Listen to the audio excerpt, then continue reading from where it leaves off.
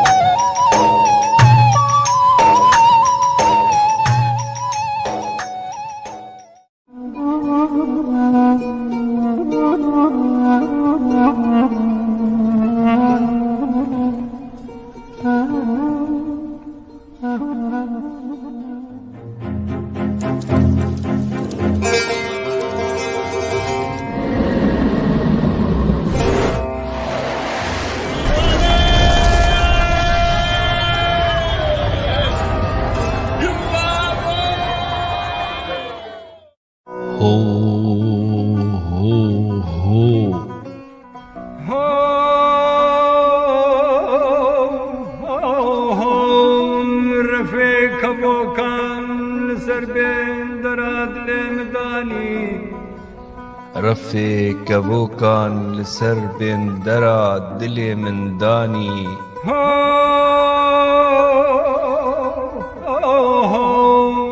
صبح زوبو حتا بیرون یک خبر بسر مدانی سبه زوبو هطاوي رونيك خمبار بسر مدى آني حسرين جاوين من دبرسين دلال دلال تكاني حسرين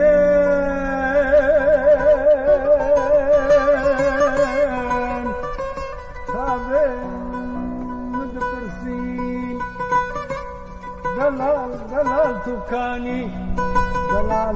توکانی هو هو من دگوت بای زوزانان دوست و یاره من دگوت بای زوزانان دوست و یارا من دگوت بای زوزانان دوست و یارا افرو بسرا خورا مزگینیا خیریج من را نآنی افرو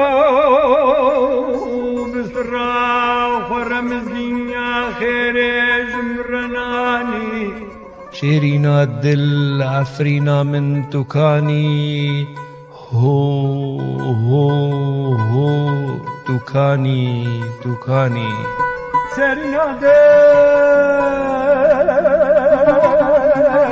عفرینا من توکانی اوه توکانی توکانی توکانی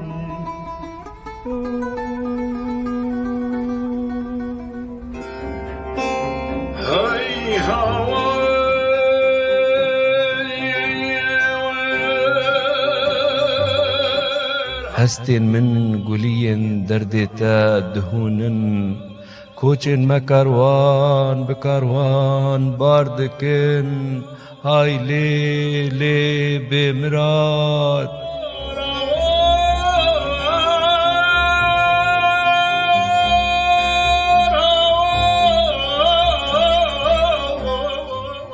Pine kanda kro walo te koi cherini de bobo gande mazdin bino. نحسر نخمگینی و نکلیت ما دکارن خاطر جتا بخوازن Yar makke da haf kul pato kudo berabina berabina berabina.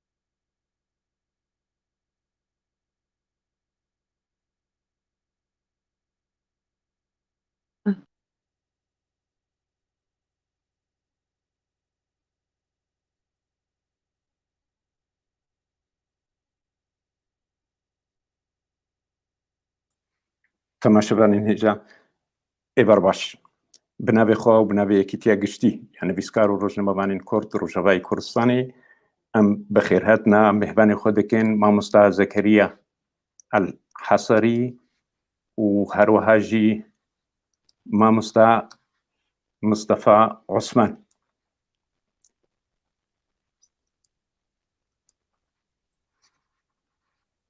گەرەکە ئەف خەلک نزانم مامۆستا دەبێ مامۆستا عوسمانجی گەرەک ئەس نزانم پرسکرێکن گەلوی هەنا مامۆستا زەکەریا ون بخێراتن گەرەکە ئەف خەلک هەڤەلەما دولچە بەرێ بەربانە لێمە خەبن دخوی هەنەک پرسگرێکن تەکنیکی گەلوێ هەنا هیویدارم کار بێ دەمەک نێزیکدا تەبلیمە ببێ سپاس بۆتە سپاس خۆش مامۆستا مستەفا عوسمان مامۆستا مستەفا عوسمان و دەنگێ متکن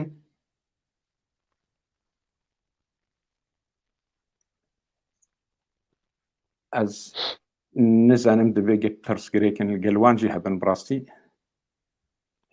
دخویێ کام هەنێکی بیرانینە ئەوکیدا ئاداگەکردن هەنێکی ئەم دەست پێ بکەن حتا بەهێویەگە هەردوو ڕۆژنەمەوانە مەژی و هەروەها هیویدارم ئەوایە بەێ تو بخێر هاتی مامۆستا زۆر چاوا ساڵ خێناتناتت بکەن بنابێ یەکێکیا گشتی ئانویستکار و ڕۆژنەمەوانی کورد و ئەم پێ خۆشن خوشکەمە ڕۆژنامەبانجی دلشەژی تەبلیمە بوو ئەزێ خۆ بکشینم فەرمۆکە خوشکە دلشە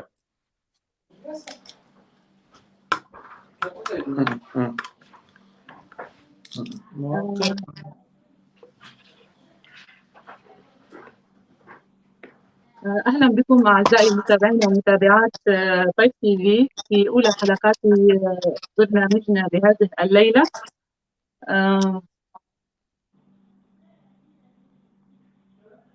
بداية، حرب غير تقليدية واحتلال يدخل عامه الثالث مستهدفا طمس معالم شعب وتاريخه بشتى الوسائل وبأبشع الممارسات، انتهاكات لا حد لها بحق البشر والحجر والتاريخ، والعالم شاهد عيان فاجر على هذه الوحشية بحق أهلنا. عام ثالث والألم يتجذر فينا ويعمق جراحاتنا ويترك في الروح غصة ومشاهد عصية على التغافل تنام في عميق تباريحنا. عام ثالث من الشتات والضياع بينما عفرين تنتهك وأهلها في العراء والمخيمات مشردين، وليس سوى شعارات جوفاء بعالم يمتهن لغة صمته إذا هذه الجرائم والانتهاكات، بينما الذئاب تتحرش بجسد عروس كردستان وتبيح ذرية زيتوننا على مرأى من هذا العالم المتخاذل والمشارك بإيماءاته في استباحة عفرنا وأهلها. هنا اسمحوا لي أن أرحب بضيفي حلقتنا بهذه الليلة، الناطق الرسمي باسم حزب اتحاد الشعب الكردستاني الأستاذ مصطفى عثمان، والباحث والكاتب الكردي الأستاذ زكريا الحصري.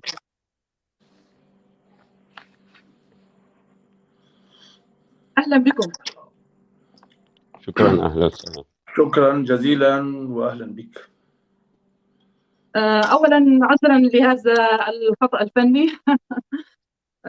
ونبدأ الحديث معك أستاذ مصطفى. بداية، ونحن ندخل عامنا الثالث من الاحتلال التركي لعفرين وما خلفه هذا الاحتلال من كوارث طبيعية واقتصادية، باعتقادكم هل كان بإمكان القيادات الكردية تفادي مثل هكذا تدخل، وكيف؟ وهنا يطرح بشكل بديهي سؤال آخر نفسه: لماذا وما هو السبب لعدم تكرار تجربة كوباني في الاتحاد بمواجهة الاستعمار في عفرين أيضا؟ تفضل أستاذ مصطفى. أولا السلام عليكم ومساء الخير للضيوف الكرام والمستمعين والمشاهدين ولك وللقناة. أولا لابد لي أن أتوجه إلى عوائل الشهداء في عفرين المحتلة. أتمنى لهم الصبر والسلوان، وأتمنى للجرحى والمعاقين السلامة والأمان، وكما أستنكر الاحتلال التركي والوحشية التركية والغزو التركي على عفرين واحتلاله بالقوة وبالغزو والعدوان. لا بد لي أن أترحم على الشهداء وأطوي نفسي أمامهم، لأنهم هم أنبل بني البشر، وهم الذين سطروا بدمائهم ملاحم البطولة والفداء ضد المستعمر الغاصب، ضد المحتل الغاصب، وضد الطورانية الفاشية التي تفتك بجسد الإنسان والبشر والحجر.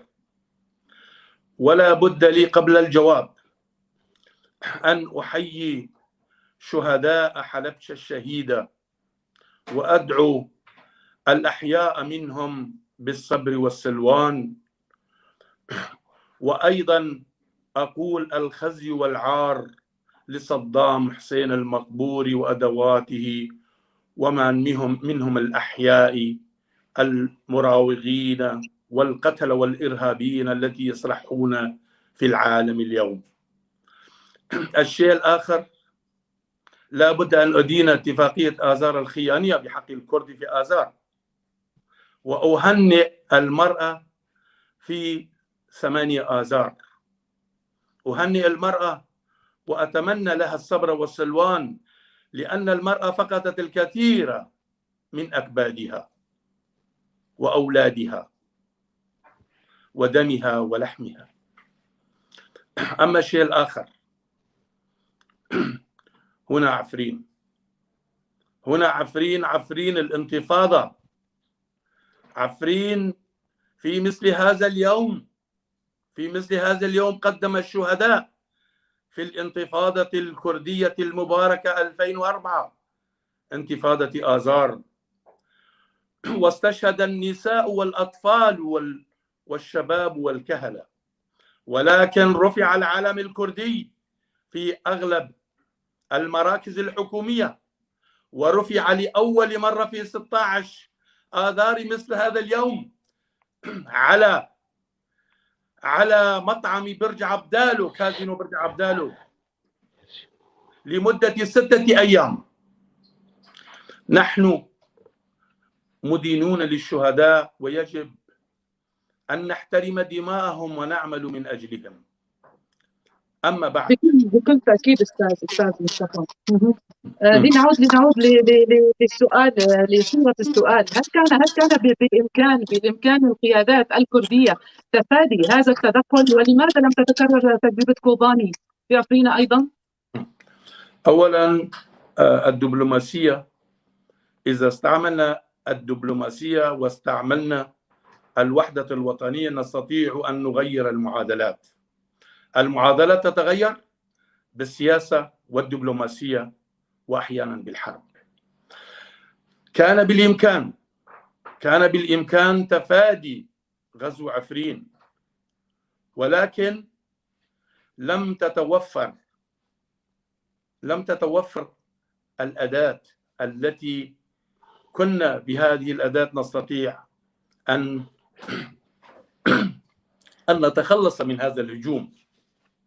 أولا، لعناد قوات حماية الشعب والبيادة وتردم، الروس والحلفاء أرشدوا وقالوا صراحة لا يقبل الأتراك وجود قوات مسلحة بأسماء كردية أو غير كردية خارجة عن قانون السوري. أولا، ولكن البيادة تعندوا ورفضوا أن ينصاعوا إلى السوفيت أعطوهم ضمانات لهم بالابتعاد عن الحدود مسافة 10 إلى 15 كيلومترا، وتسليم الإدارة أستاذ مصطفى، القوات الأخرى في حينها أين كانت؟ القيادات الكردية الأخرى، الأحزاب الكردية أين كانت من هذه اللحظة وهذا الموقف؟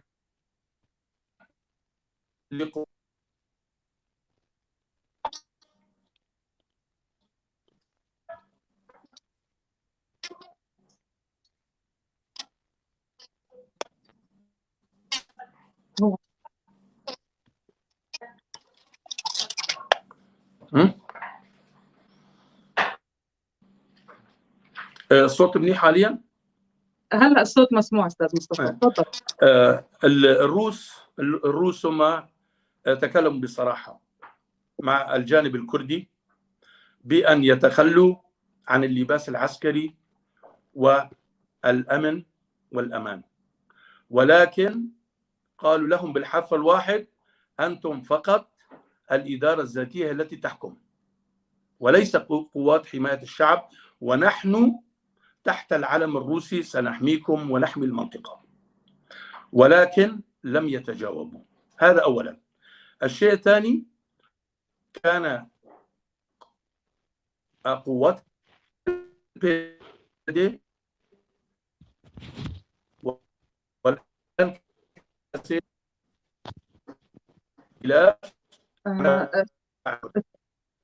أستاذ مصطفى الظاهر عندك مشكلة بالصوت. فيما بعد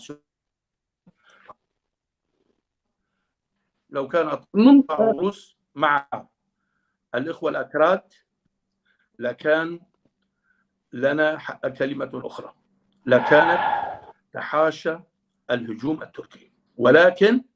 ولكن قوات البيجيكي أعطى مبررا وحججا للجيش التركي لكي يتدخل. هذا من وجهة نظر حضرتك. خلينا ننتقل للأستاذ زكريا الحصري. أستاذ زكريا، ماذا تعقبون على الموضوع؟ ما هي وجهة نظركم؟ إيفور بوش، مساء الخير للجميع وتحية لمنصة بايف وتحية للعاملين على إخراج هذه الحلقة وهالفيديو المؤثر بصراحة ببداية الحلقة. مع مرور طبعا ذكرى الثالثة الأليمة للغزو، غزو تشاي كورمينج عفرين، صراحة لا يسعنا إلا أن نقدم التقدير والإجلال والاحترام للضحايا ولكل الشهداء الكرد وكردستان، وخاصة ضحايا عفرين وشهداء عفرين الذين دافعوا ما قصروا، دافعوا لآخر نفس، لكن السياسة الدولية، المصالح الدولية كانت فوق الإنسانية وكانت أكبر من عفرين ومن الكرد.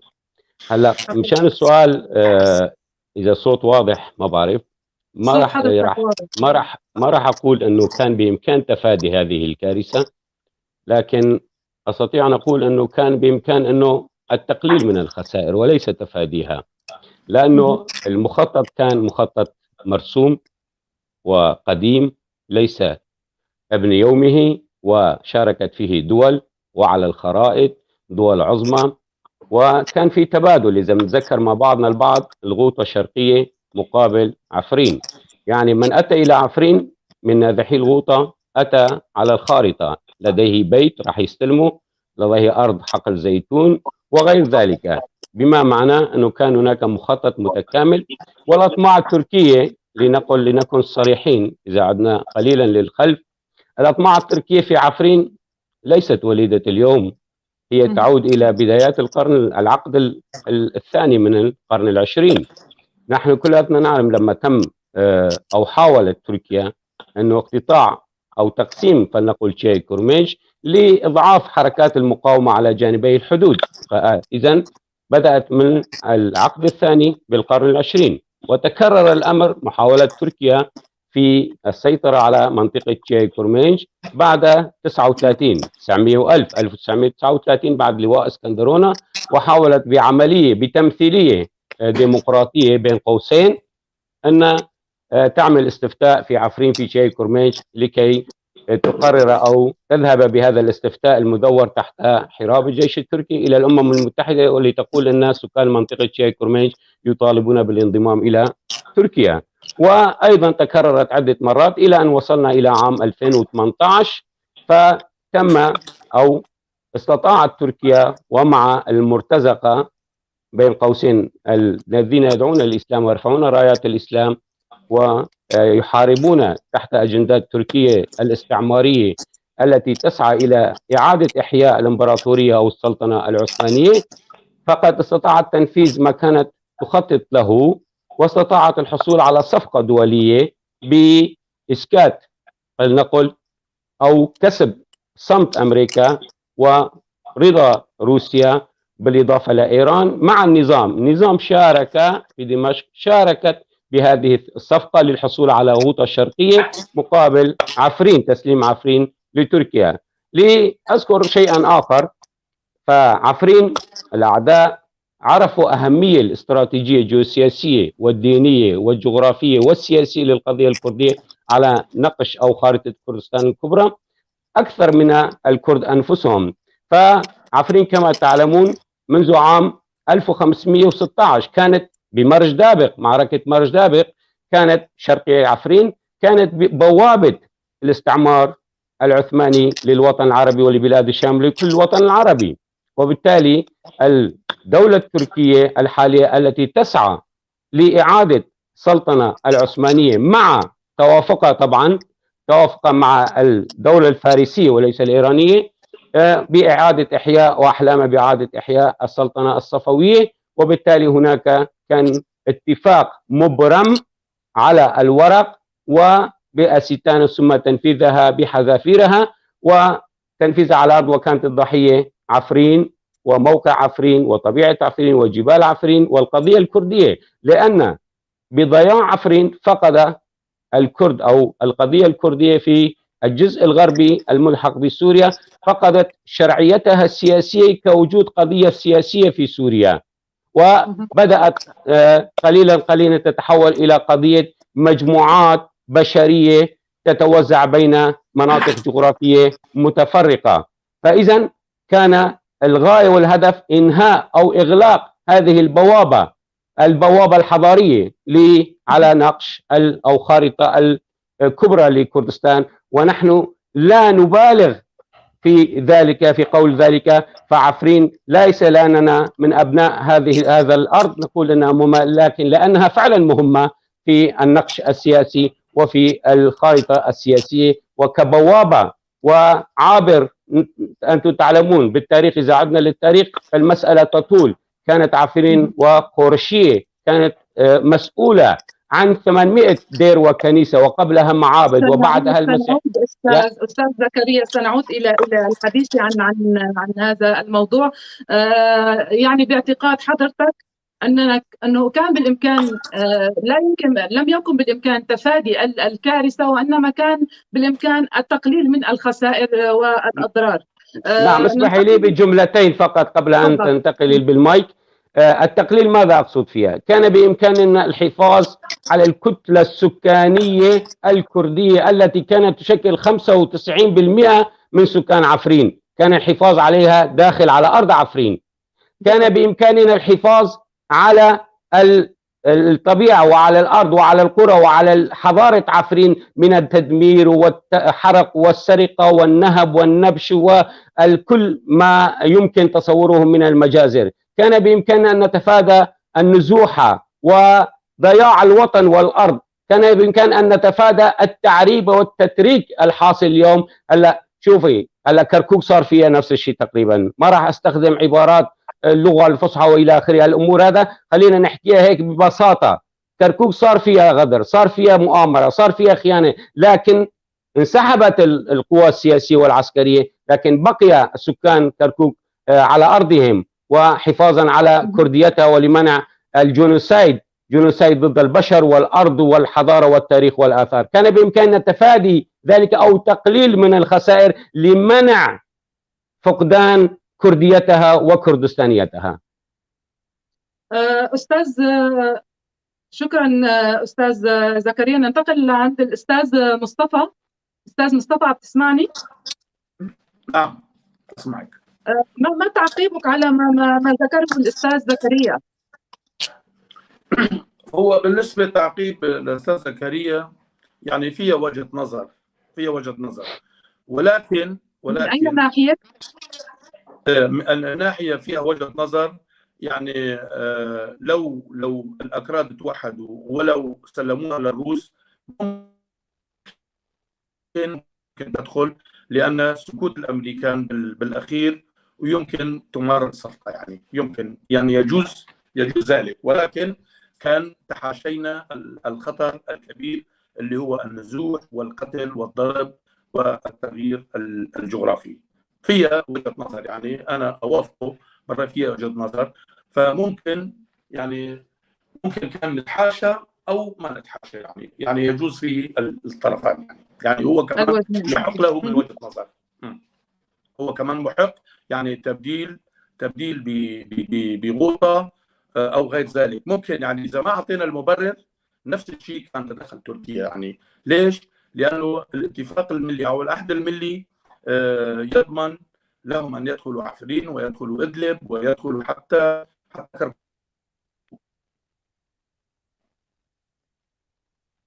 كل فترة. كان الجيش التركي مرة غزا 1939 اسكندرون، وبعدها أخذها بالتزوير أو كذا إلى آخره.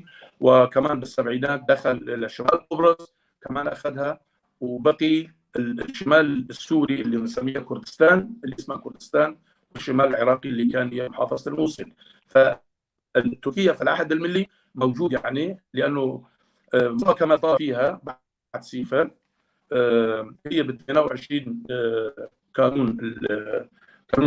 كانون الثاني يناير 1920 على اساس شمال سوريا وشمال العراق تكون في العهد الملي، يعني بحدود تقريبا يعني حوالي من 10 الى حدود احيانا 40 كيلومتر من داخل الحدود السوريه والعراقيه. هذا موجود بالعهد الملي، واردوغان عام 1916 حرك الموضوع يعني تركيا هي بدها الشمال السوري والشمال العراقي، مو بس الشمال السوري، وكمان بدها كمان اكثر من البحر وبحر ايجه والبحر المتوسط، يعني هذا موجود يعني. طيب استاذ مصطفى، خلينا ننتقل لنقطة أخرى.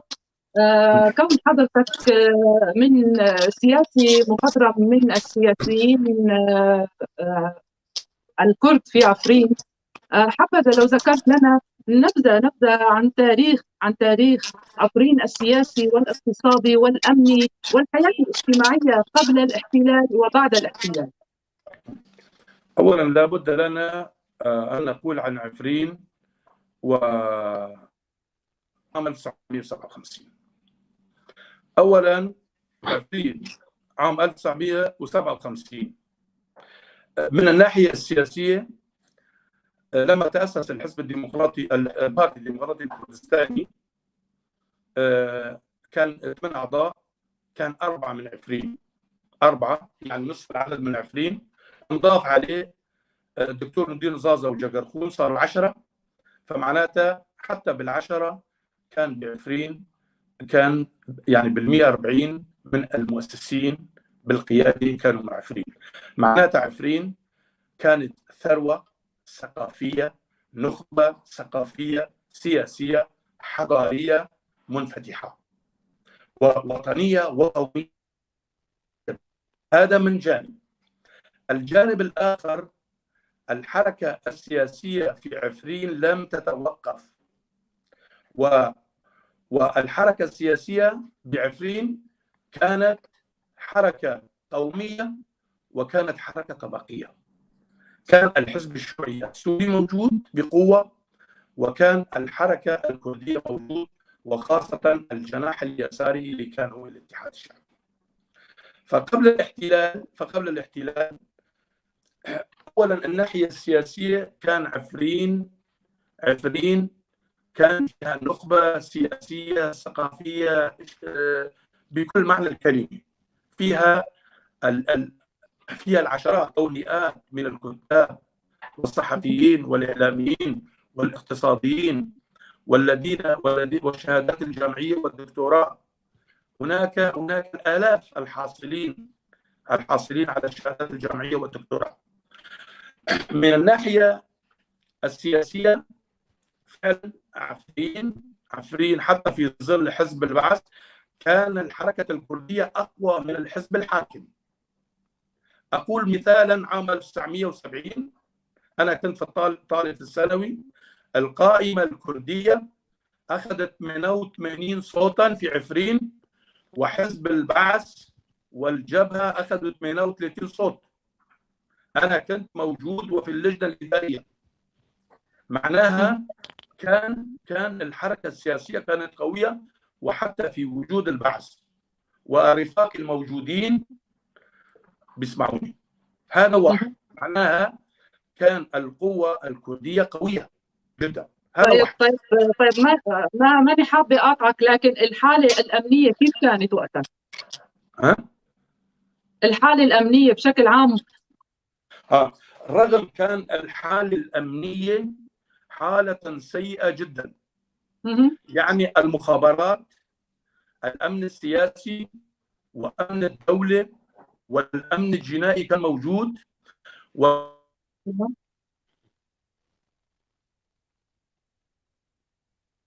السبعينات أوائل السبعينات كان ممنوع منعا باتا التجمع في شوارع المدينة أكثر من 3 أشخاص. الشيء الآخر كان الأمن السياسي والمكتب الثاني كان يطرق الشبابيك وكان يقول للمواطنين أو الطلاب لازم تناموا بعد الساعة 10. أنا كنت واحد منهم موجودين. الأمن في الشيء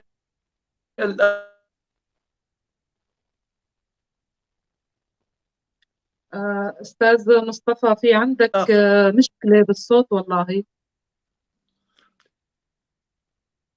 انهارت. بتعرف انه الشبيبه انهارت، الفرقه الفنيه والمنتخب الرياضي الكل لصالح نادي عفرين الاهلي، لقامت وزاره الداخليه باغلاق النادي عام 1973 لحتى الشبيبه مشي الحال، يعني بقرارات من الاعلى. انا كنت موجود وانا احد مؤسسي نادي عفرين الاهلي وكنت رئيس فريق كره القدم. هذا من جهه، يعني معناتها حتى سياسيا ثقافيا فنيا كان الاكراد مستلمين للدوله، لانه النادي كان فيه انتعاش تبع انعاش الريف، النادي كان فيه شويه نوع من الهامش الديمقراطي. يعني هذا من الناحيه الرياضيه. بنجي على الناحيه البشريه. طبعا عام 1985 قام حزب الاتحاد الشعبي الكردي في سوريا. أنا كنت بذاك الوقت عضو في المكتب السياسي ومسؤول منطقة حلب، منطقة المركز، وأنا أحد الأعضاء في لجنة الإحصاء، في لجنة الإحصاء لكافة سوريا، لكرد سوريا. وكان يشاركني الرفيق الخالد سامي ناصرو، والرفيق الخالد شكري إبشانو، وبعض الرفاق الآخرين من عفرين. طبعا بالإحصاء طلع معنا 98 من أهل عفرين أكراد، بال102 كانوا عرب، 5 عوائل أرمن. يعني قصد حضرتك انه الاغلبيه العظمى من سكان منطقه عفرين هم من الاكراد.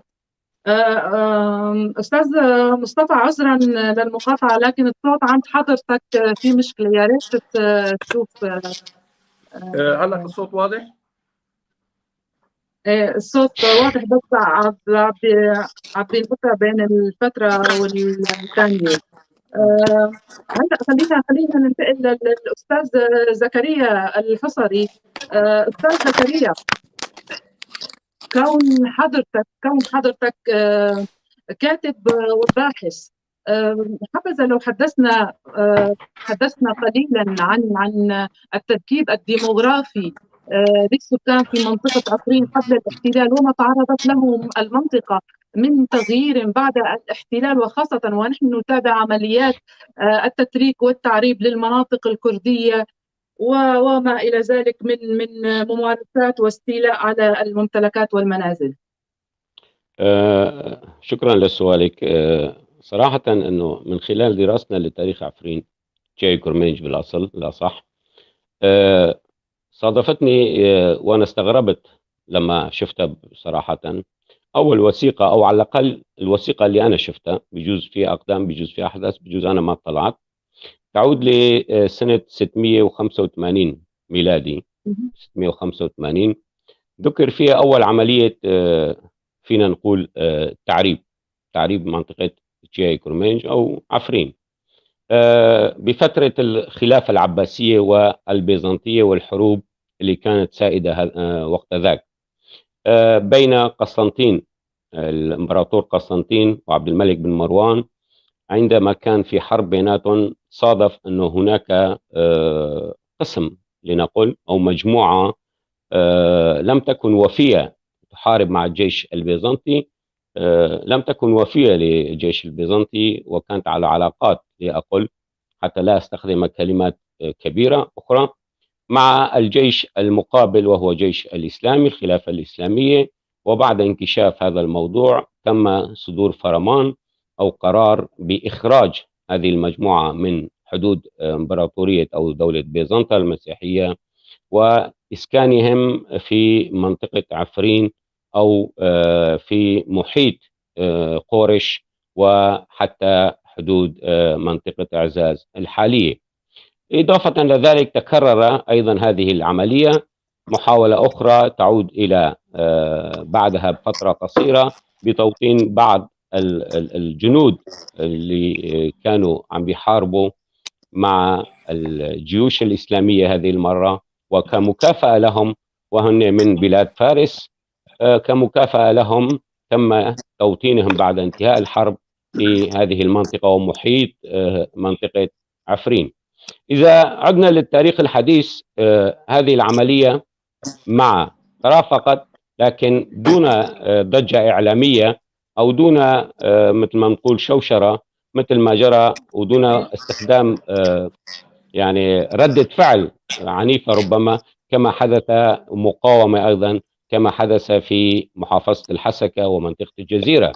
فعملية التعريب في منطقة العفرين ترافقت أيضا مع بالتزامن مع ما جرى في الجزيرة، حيث تم توطين أو جلب لنقل بعض الموظفين وبعض العشائر أو العائلات.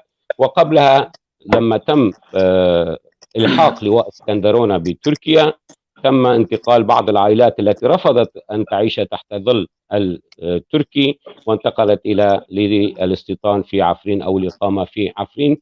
فكانت هذه لأقل المرحلة أو الدفعة الثالثة. بعد انقلاب وسيطرة البعث زادت وتيرة أو تصاعدت وتيرة التغيير، لكن بهدوء وبعيد عن الأضواء، حيث تم جلب الموظفين والهيئات التدريسية والكوادر التدريسية وغير الفروع العاملين في الفروع الأمنية والشرطة وغير ذلك للخدمة في عفرين، وبالتالي جلب عائلاتهم وتوطينهم أو إسكانهم في عفرين. بعد ذلك قانون الإصلاح الزراعي وما رافقها من عمليات جلب لبعض العائلات وتوزيع الأراضي عليهم، بالإضافة إلى قانون المرسوم 49 أيضا الخاص بمناطق الحدودية، ومعروف أن كل الجزء الغربي الملحق بسوريا هي مناطق حدودية. والفترة خليني أقول الذروة في عملية أو المخطط التغيير الديموغرافي، لأنه هاي المخطط التغيير الديموغرافي وإنهاء الوجود الكردي في عفرين ليست مرتبطة بسلطة معينة، وإنما هناك توافق بين النظام السوري وأيضا ما تم احتلاله بعد احتلاله من قبل تركيا ومرتزقتها، أيضا استمر هذا النهج. فبفترة لأقل بعد عام 2011 ولا سيما بعد مرور فترة سنوات 2013 وفما فوق، تم جلب أيضا تحت شعار أمة أو أخوة الشعوب وأمة ديمقراطية تحت حكم سلطة البيادة صراحة إدارة ذاتية وكانتونات، تم جلب أو إسكان النازحين من مختلف مناطق سوريا في عفرين. فالرقم الرسمي الذي تم إعلانه لدينا رقمين صراحة، وما بعرف أنه رقم بالضبط هو المضبوط الصادر عن دوائر رسمية في إدارة ذاتية وقت ذاك، يعني رقم يقول 80,000 عربي نازح تم توطينهم في عفرين، وهناك رقم أكبر صراحة ما بعرف مدى مصداقيته 300,000 نازح من مختلف مناطق تم توطينهم في عفرين وعملوا في الدوائر والأسايش والقوات العسكرية وغير ذلك. ومقابلة أستاذ زكريا، ما هي الغاية من توطين هؤلاء حين ذاك في عفرين؟ توطين تحت اسم إنساني أن نازحين ونحن أخوة الشعوب، ما في فرق بين كردي وعربي وتركماني وإلى آخره. للتاريخ أقول ما في عنا ولا عائلة واحدة تركمانية بعفرين من قديم لهلا. لا، لما عملوا انتخابات الإدارة المحلية أعطوا كودا للتركمان وأعطوهم مقاعد مثلا، يعني هذه أحد الأمثلة. يعني هذا أنا بسميه يعني صحيح كانت الواجهة إنسانية، لكن هو مخطط إيراني تركي بعثي لتعريب مناطق الكردية من كركوك ووصولا إلى ميدانكي في عفرين وتشيكورمنج وغير هذه المناطق.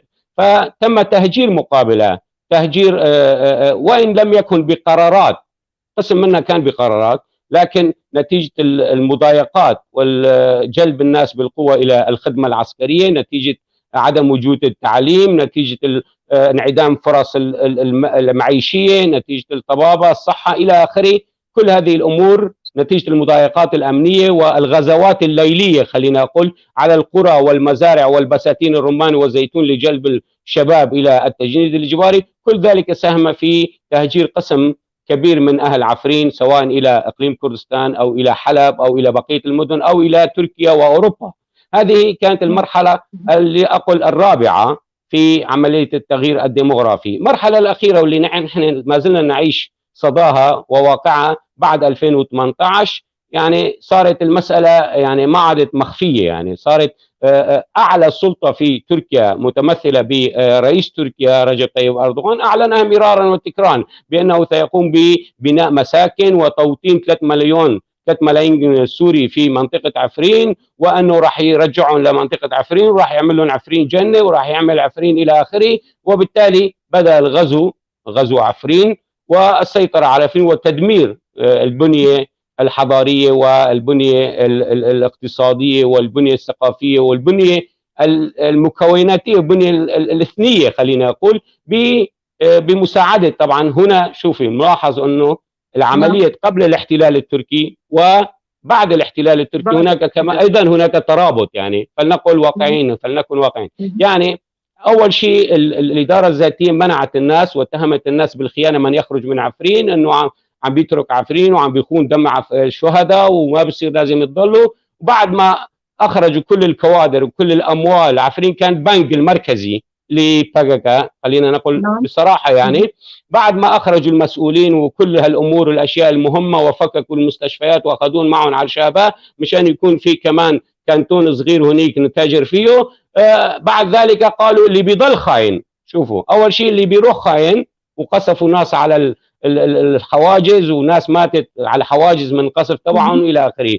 بعد ما أمنوا كل شيء انتهت الاتفاقية تمام مشي الحال. تعالوا يلا اللي بيضل هلا خاين تعالوا معنا. إذا حضرتك عم تحملهم جزء من المسؤولية في هذا التغيير الديموغرافي. شوفي أستاذة دلشا، كل مسؤول وإن بنسب متفاوتة، الكل مسؤول خليني إذا في مجال أقول لك هيك بكم دقيقة.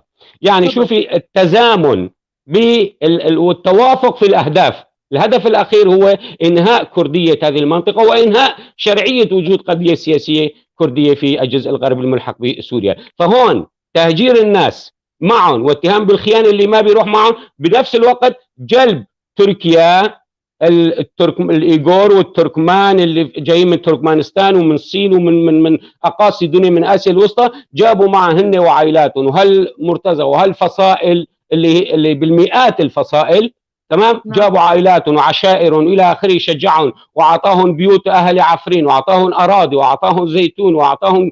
هلا صار النازح يقعد بحوش العفريني القصر العفريني وقدام الدالي يصور حاله انه بجنة. تعالوا يا شباب نحن بجنة. تعالوا لنفترض هذا. اين كانت باقي الاحزاب والحركات الكردية؟ تماما كنت بدي اجي على هالفقرة. تماما بأي قرار؟ تماما كنت راح اجي على الفقرة. يعني هون تركيا دولة استعمارية، دولة غزو، دولة احتلال، دولة اللي بدك اياه سميه. قامت باحتلال عفرين وقامت تحاول تغيير الديموغرافي بتعريبها وتتريكها ايضا هون، يعني صهر الكرد المتبقين في البوتقة التركية والبوتقة العربية والى اخره. فاذا هذه جريمة حرب، هذه جريمة جنوسايد. تمام. هون بلشت تعريب والتتريك. خلينا نجي هلا نترك خيو بيادا والى اخره الامور هاي، نجي على البقيه الحركه الكرديه. الحركه الكرديه تماهت مع هذا المشروع اللي كذبوا عليه الاتراك. صراحه كذبوا على المجلس الوطني وعلى بقيه الاحزاب، كذبوا كذبه كبيره وهن صدقوا. يا اخي تعال صور معنا مع وزير الخارجيه، نحن عندنا مخطط بدنا نجي نحرر عفرين وانتم راح نحرر لكم اياه ونعطيكم اياه هديه، خيو انتم خذوا. فبقيه الحركه الكرديه والمجلس الوطني هي هديه من السماء. صارت مثل العفو للمقاطعه استاذ زكريا. الا تعتقد انه من السذاجه ان ينصاع احد لاقوال محتل ومستعمر مثل تركيا ويعادي الجانب الكردي؟ المصالح تحالفات، اذا بدنا ولا ما بدنا المنطقه اتقسمت لتحالفات، يا بدك تكوني مع هاد خاصة قوى سياسية. نحن نقول غلبانين، نحن المثقفين او الكتاب او الفلاحين وعمال، نحن ما لنا علاقه بهالموضوع. القوى السياسيه واللي صارت جزء من صوره التمثيليه للواقع الموجود على الارض، يا بدها تختار هالمحور يا بدها تختار هالمحور، اللي ما بيفوت باحد المحاور بده ينمعس. تمام. ليه بيختاروا المحور السلبي وما بيختاروا المحور الايجابي؟ ما المحور الثاني مو ايجابي، ما المحور الثاني محور ايراني، محور بعثي. ما هي خلينا نكون صريحين فيها، فاثنيناتهم نفس يعني بدك يا تكوني بين هالمحور يا مع هالمحور هذا. ما نحن عم نحكي انه الصراع صفوي وعثماني ولإعادة الامجاد، كل واحد بده يرجع على حساب الكرد لانه هن الحلقه الاضعف. فهون لما الحركه الكرديه شافت انه جت له هديه، يا اخي راح يصير مثل سليمانيه واربيل، اعذريني على هذه الكلمه، نحن بنحكم بعفرين وهن خليهم بشرق الفرات وبعدين نتفاوض مع بعضنا ونعمل شغلات يعني. تمام. فهون كانت الطامه والكذبه الكبيره اللي ما كان لازم يصدقوها، لانه انت حركه سياسيه عندك تاريخ، انت لازم تعرف بهالامور هذا. فبعد ما فاتوا وخربوا ودمروا وهدوا وسرقوا ونهبوا، حتى الاثار اللي سرق 3000 سنه تحت الارض محميه طالعوهم بالخرائط واخذوهم باعوهم باوروبا. فهون المفاجاه انه يا اخي انتم مالكم عنا شيء، روحوا مالكم احسن من هذا، بالعكس مشروعكم، لاخر جمله، مشروعكم بالعكس اخطر من مشروع باكاكي، لانه هدول عم بيقولوا اخوه شعوب، انتم عم تقولوا كردستان وعلم كردستان ومشروع قومي، انتم اخطر منه، يلا ما لكم شيء عنا. ايوه لان ننتقل هلا للاستاذ مصطفى. انا حابه هون شارك بعض اسئله الساده المتابعين.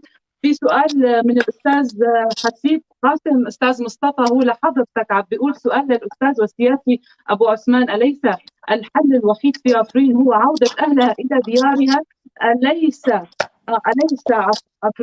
أليست عفرين أقرب من الرقة وشرق الفرات ولو كانت هناك تضحيات؟ ما هو تعقيبكم على هذا السؤال؟ بالنسبة للتعقيب، عودة أهالي عفرين من منطقة الشهباء ومن حلب أو من الرقة ودير الزور، هو يعني عودتهم هي لب الموضوع، يعني هي الحل الأساسي اللي بدنا يعني عمليا بيكون نحن أثرنا على التغيير الديموغرافي. يعني عودة أهل عفرين إلى عفرين بيكون حلينا نصف المشكلة على الأقل أو أكثر. ليش؟ لأنه هدول الناس اللي برات عفرين أولا عم بيتعرضوا لمضايقات، ثاني شيء لاجئين، ثالث شيء ما عندهم لا دراسة ولا شيء. لما بيرجعوا لعفرين على الأقل بيدخلوا بيوتهم، بياخذوا أراضيهم، بياخذوا كذا إلى آخره. هذا واحد، بيسكنوا في بيوتهم، هذا الشيء الأول. الشيء الثاني على الأقل يعني التركيب الديموغرافي بتتعدل مرة ثانية. يعني إذا كان حاليا أهل عفرين 30% و35 حسب التقارير المتقاربة أو الموجودة، إذا رجعوا هدول على الأقل يعني بيصير بالمية 60 أو 70، المهم أكثر من النصف، بيكون نحن حلينا مشكلة كبيرة جدا. يعني هو عودة الأهالي هو الحل. مصطفى كيف بدها تكون العودة؟ أولا الإنسان بيحسن بيعود. ليش؟ أغلبية الناس اللي من برج عبدالله والباسوطة وكذا إلى آخره فترة كبيرة كان الأحزاب الكردية، بعض الأحزاب الكردية بعض الأحزاب الكردية بالأنكسة، وبعض الشخصيات الكردية وبعض الأحزاب اللي برات الأنكسة، كلهم كانوا يشجعوا العالم للعودة، وأنا اللي اتصال معهم بعرف، ما عدا قوات تفدم والمتحالفين معهم عم بيمنعوا العالم يرجعوا. ليش؟ عم بيقولوا ما في أمن، ما في أمان، ما في كذا. يعني عفرين تحت الاحتلال، بس يخلص الاحتلال من 3 سنوات ما حرروا قرية. شو هالحكي هذا؟ وهل صح؟ وهل هذا صحيح أم هناك نوايا أخرى خلف ذلك؟ أنا بتقديري أي إنسان أو حزب أو شخص بيمنع عودة الأهالي هو أوتوماتيكيا مباشر أو غير مباشر مع التغيير الديموغرافي، مع مخطط العدو مهما كان. حتى اذا كان مصطفى عثمان. الكل لازم يدعم ولو معنويا ولو ماديا ولو على الارض ولو تسهيلات. لازم نحن الكل اهل عفرين وغير عفرين وكل الحركه الكرديه، لانه اذا راحت عفرين بدها تروح كوباني وبدها تروح كركوك وبدها تروح كل شيء، لانه عفرين هي بوابه كردستان الى البحر. انا سميتها عفرين 2011 عفرين رئه كردستان، مثل ما كركوك قلب كردستان. هذا صحيح. لازم نحن الشيء الخطير جدا واللي بتقوم فيه الفصائل المسلحه المرتزقه والاتراك هو التغيير الديموغرافي، لانه بكره على التصويت البشر بده يصوت، مو الحجر ولا الشجر. هذا واحد. الشيء الثاني، في معلومه انا بدي احكيها لانه راح الصوت هذاك الوقت ما حكيت. نعم تفضل. في تقرير من الدكتور مصطفى نوري رئيس بلديه عفرين، عندي محتفظ. نعم. كان بال 57 ل 67 لاحتلال القنيطره، هو كان رئيس بلديه عفرين وهو كان من اصدقاء ابي. وعندي تقرير موجود من بلديه عفرين موثق، هو رئيس بلديه، عم بيقول اول عربي نزل على عفرين. نعم. اول عربي نزل على عفرين اسمه مصطفى علي تيري من الرقه. فهو اجى كان ضابط، اجى مع الفرنسيين، اجى 1937 اول شخص دخل. الشيء الثاني بيقول العميرات 10 عوائل، بيت نعوس وهدول. بعدين العلويه 5 عوائل من اسكندرون بال 39. نعم. بعدين الارمن كان 11 عائله ارمنيه واسمائهم عندي بعدين الشيء الاخر التركمان بيقول ما سمعت عنهم. بعدين في عندك حوالي حلب بيت وهدول. بعدين الحلبيه اللي اجوا بيت عجم وبيت حجدهان وبيت كذا وهدول اجوا كمان كانوا باعوا. يعني عم بيقول هذاك الوقت كل العوائل لو تجمعهم ما بيطلع شيء، يعني 200 300 واحد. وبيقول هو انه اناب ومريمين هم جورجيين مش عرب، جورجيين. هو بتقريره كاتب، إيه؟ نعم. فهذا مستند رسمي من الدوله، من دائره الدوله، وفيها الاحصاء عندي. وانا بحسن ببطل لكم اياها. انا كنت بدي ابعث لك اليوم لانه انا اشتريت تليفون جديد ما كان عندي وقت. عندي موجود محتفظ وبالمكتب الاعلامي تبع حزب الاتحاد الشعبي الكردستاني بتشوفوه موجود. هذا راح. الشيء الثاني، انا باعتباري يعني غير السياسي انا كمان معي يعني اقتصاد تجاره، يعني انا كمان خبير اقتصادي. بالنسبه لعفرين كان خزان كردستان الاقتصادي. معاصر الزيتون العاديه والفنيه والاوتوماتيكيه حسب الماليه اللي بعفرين 212. معامل الصابون والعرجوم 12. قدروا 1996 مقدار الزيت المنتج بعفرين اذا تركتهم على انبوب 8 انش على مدار سنه، يعني بضخ الزيت. هذا الموجود. الشيء الاخر، كان في 15 مليون شجر زيتون حسب الاحصاء اللي احنا عملناه. فعفرين كانت مثل البقر الحلوب بالنسبه للاشجار المثمره والخضروات والفواكه. هذا تعقيب لي يعني. الو شرون. الو شرون.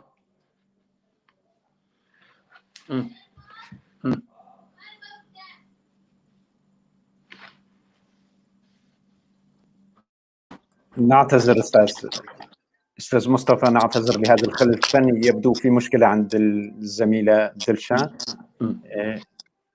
نرجو ان تتمكن من نعم. فانا موجود. هذا بالنسبه للحكي الاخير اللي انا حكيته، هي موثق من دائره الماليه ومن رئيس بلديه عفرين، وهي دوائر الدوله. يعني هذا الحكي مو من عندي، هذا الحكي موثق وممكن كل واحد يطلع عليه. هذا بالنسبه للموضوع. الشيء الاخر بالنسبه لعفرين، عفرين تحتاج ل3 شغلات. اولا عوده الاهالي الى عفرين. الشيء الثاني، في تقلبات سياسيه كثيره، وكبيره وصغيره بالعالم، يعني حتى احيانا بعض الرؤساء ما بيعرفوا يترقبوا شو بده يطلع. لازم العوده هي الاساس. الشيء الثاني، لجان حقوق الانسان يعملوا منيح، وفعلا بالفتره الاخيره لجان الحقوق الانسان اللي بعفرين اللي طلعت من اول رابطه اهل عفرين وحركه البديل ومنظمه حقوق الانسان والمحامين والياسا، وكل هذول بيشتغلوا فعلا، صار ضغط كبير. وحتى الاتحاد الاوروبي يوم الخميس الماضي ب 13/3 عم بيقول تركيا لازم يسحب جنودها من شمال سوريا لانه هي قوه احتلال بالحرف الواحد، ولازم تطلع من المنطقه لانه تشكل خطر. معناها لجان حقوق الانسان العمل المتواصل. الشيء الثاني، عوده الاهالي، المصالحه الكرديه. ليش؟ لانه التقلبات الموجوده بالدنيا ما بتعرف شو بصير، فلازم يكون الاكراد موحدين جاهزين. اذا الاكراد مو موحدين معناتها راحت عليهم. فباي ثمن لازم يتوحد الاكراد، الانكسه وتفدم والاحزاب الوطنيه والحزب الوحده وقسد ومسد، الكل لازم يتركوا هالخلافات جانبا ولازم يتوحدوا. فهذا هي الضمانه لعفرين تبقى عفرين. وبعدين الوضع السياسي مو واضح، سنه سنتين ثلاثه مش واضح، ولكن نحن لازم نعمل واجبنا اللي بنعرف انه ممكن نحقق فيها امالنا. بعدين بيجي الوضع الدولي، بيجي المصالح الدوليه، هذا شيء اخر. شكرا استاذ مصطفى. خلينا ننتقل لسؤال صوتي مسموع، لسؤال اخر من المتابعين. في الاستاذه نجام عم توجه السؤال للاستاذ زكريا، عم بتقول: هل تتهم المجلس الوطني الكردي بالتواطؤ مع تركيا لاحتلال عفرين؟ شكرا للسؤال، شكرا للاخت نجام. انا ما بستخدم كلمات هيك كبيره. على فكره بدي اقول لك شغله، مجلسنا وحركتنا كلهم الله يعينهم دراويش، يعني كلهم رفقاتنا كمان، وبنعرفهم ونحترمهم ونقدرهم، بس الدراويش كلهم. وما قلت تواطؤ، يمكن انا شرحت بشكل واضح انه تم توريطهم، خليني اقول توريطهم في عمليه، لكن هن عكس اللي يخون ويتهم كمان. يعني المجلس هي سياسي، يعني طرف سياسي، لا عنده قوة عسكرية ولا عنده أسايش ولا عنده قوات هات وقوات ديجي تيرور وما أعرف هالأمور هاي. يعني عندهم شوية قوات موجودة بالإقليم وما لوت إيدهم، خلينا نقول بأي دم. يعني خليهم حافظوا على نقائهم وعلى إنسانيتهم وعلى قدسيتهم، خلينا نقول بشمرقة. طيب أستاذ زكريا، هون حضرتك خليني أقاطعك، شو الدور الإيجابي اللي لعبوه؟ الدور الإيجابي يعني دور ما في غير دبلوماسي، يعني دبلوماسي. نعم. أقول لك شغلة كمان لكل المشاهدين والمستمعين، يعني ما حدا يفكر انه المجلس لما بده يقول شغله حدا بده يسمعه، تركيا بدها تسمعه او بده الائتلاف بده يسمعه او حتى الفصائل الموجوده. شوفي الفصائل الموجوده بتركيا، خلينا نقول واضحين ونحط نقط. يعني فصائل موجودين مرتبطين حتى مو بالحكومه التركيه، بالاستخبارات التركيه، وما بيهمه لا نصر حريري ولا الائتلاف ولا المجلس الوطني ولا. امبارح اولت امبارح كان في مهرجان بمناسبه ذكرى الثوره بعفرين، وزير الدفاع اللي مفروض هو بيشرف على كل هالجيش هذا والفصائل هذول، ما ضل دقائق وهيك قدامه حرس ومسلحين ووراه وكذا، وبالزور حكى كلمته عم بيرجوفوا، وفورا اخذوه من المنصه. مو واثق، مو مؤمن على حاله يضل 5 دقائق بعفرين من هالفصائل هي. تمام. فاذا المجلس الله يعينه، وانباع عفرين، وبالتالي اللي غدر بعفرين، اللي باع عفرين، اللي اهمل عفرين، اللي صمت عن عفرين، واللي الى اخره، كلاتنا نتحمل ولو جزء من المسؤوليه تتوزع. وبالتالي هون الذنب المجلس الوطني. اقول لك كمان مشان وضوح اكثر، مصداقيه اكثر. ذنب المجلس الوطني ما عمل قضيه عفرين قضيه المركزيه، لازم يكون قضيه عفرين قضيه المركزيه، لازم تكون قدس الحركه الكرديه، لانها فعلا استاذ زكريا كيف يمكن نعم؟ يمكن يعني انه ما تكون خليني تمام، خليني اقول ما بيطلع، ما بتقدر تعمل برا شيء وتعمل هاي تحرير وكذا، هاي الامور شغله فاضيه حكي، يعني واحد بيحكي على الاعلام بس للمعنويات، بس اللي بده بيهمه منطقه وهي مهمه منطقه وحركه كرديه لها تاريخ طويل، على الاقل يعمل اصلاح داخلي. خليني اقول لك شغله، بتعرفي انه كل لجان وهيئات ومراكز والى اخره مجالس وما بعرف شو مئات تبع المجلس الوطني، وين دليني على واحد اذا بدك تدافع عن عفرين، جيب واحد عفريني على الاقل بيعرف هم عفرين، عنده معلومات على الاقل، عنده وثائق على الاقل. ما تجيب لي واحد ما بعرف من وين تقول لي مثل ما عمل بيكي جايب لي واحد من ايران هذا بده يحكم عفرين. انت ما بتعرف تحكي كردي، ما بتعرف منطقه وطريق. فاذا اللوم الاصلاح بيبلش بالداخل على الاقل قدام العالم. لكن اعملوا سياسه خيو، اعملوا سياسه بلا حقيقه، اعملوا سياسه، جيبوا هالناس العفرينيين موجودين باوروبا وبكردستان وبالدنيا كلها، حطوهم على الاقل يا اخي، حطوه بجنبكم، صوروا معهم، تمام؟ مو تجيب لي ناس تقول لي هدول بيمثلوا اهل عفرين حزبين وتحطهم قدام الكاميرا ربع ساعه وبعدين ما تسال عليهم. هذا مو منطق، هذا هيك الامور ما بتتصلح. المجلس الوطني الكردي لازم يبلش مراجعه جديه وحقيقيه لنفسه ولآليات اتخاذ قراره.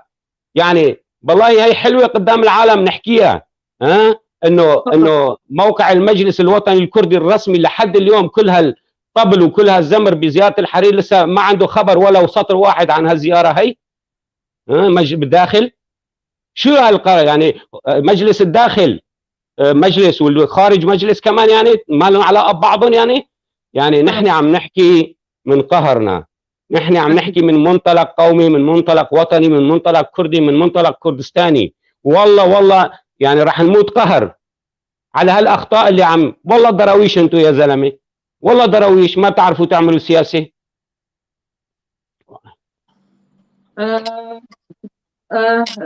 طيب استاذ زكريا، في هون الاستاذ نجاح عم بتقول ايضا احتلال عفرين كانت صفقه دوليه. حابه نوقف عن نقطه حضرتك ذكرتها، واللي هي زياره نصر الحريري. ما هو موقفكم من هذه الزياره؟ هل تصنفونها ضمن العلاقات الدبلوماسيه؟ هل باعتقادكم كانت اهانه لمشاعر العفرينيين؟ كيف تصنفون هذه الزياره وما هي اسبابها ونتائجها؟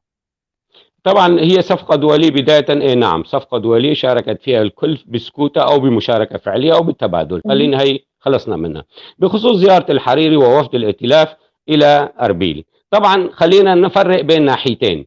أربيل إقليم، عاصمة، شبه دولة، علاقات على مستوى العالم، ما لنا علاقة بالإقليم، تستقبل مين ما بدها وتقوم باستضافة مين ما بدها، هي علاقاتها ونحن ما لنا قدهم. خلينا نحكيها بصراحه اللي بيعرفوه، تمام؟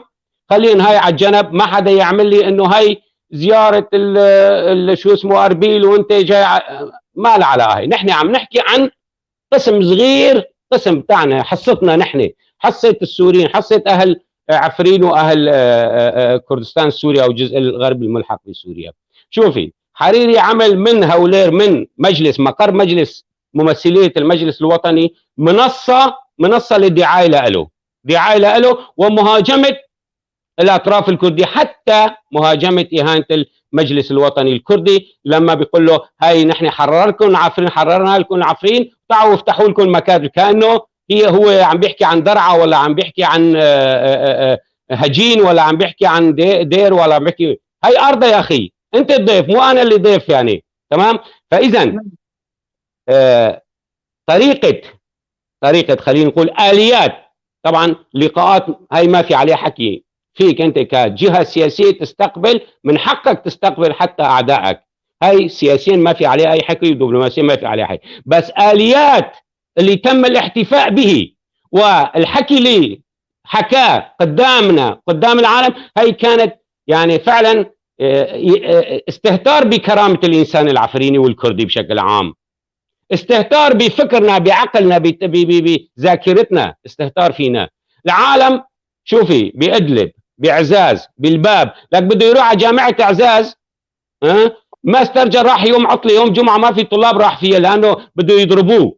نحن ما راح نعمل هيك، ونحن ما بننزل مستوانا لهيك، بس مفروض آليات اللي تم فيها استقباله والاحتفاء به كان شوي بدها انه تراعي شعور الانسان الكردي والانسان العفريني. تمام، هاي ما تم مراعاتها، وحتى تم الغاء لقاءاته والى اخره، تم تظبيط الامور. ودليل انه هلا احزاب المجلس الوطني الكردي عم يعملوا هذا حقهم، طبعا عم بشجعهم على شيء، ندوه ورا ندوه ورا ندوه، مشان انه يوم التقينا بالعفرينيين كذا وين وهون التقينا فيهم، مشان نشرح لهم وجهه نظرنا انه لا نحن ما كان قصدنا. معناته هذا دليل شو؟ دليل غلط. انت جرحت اهنت كرامتنا انت. تمام؟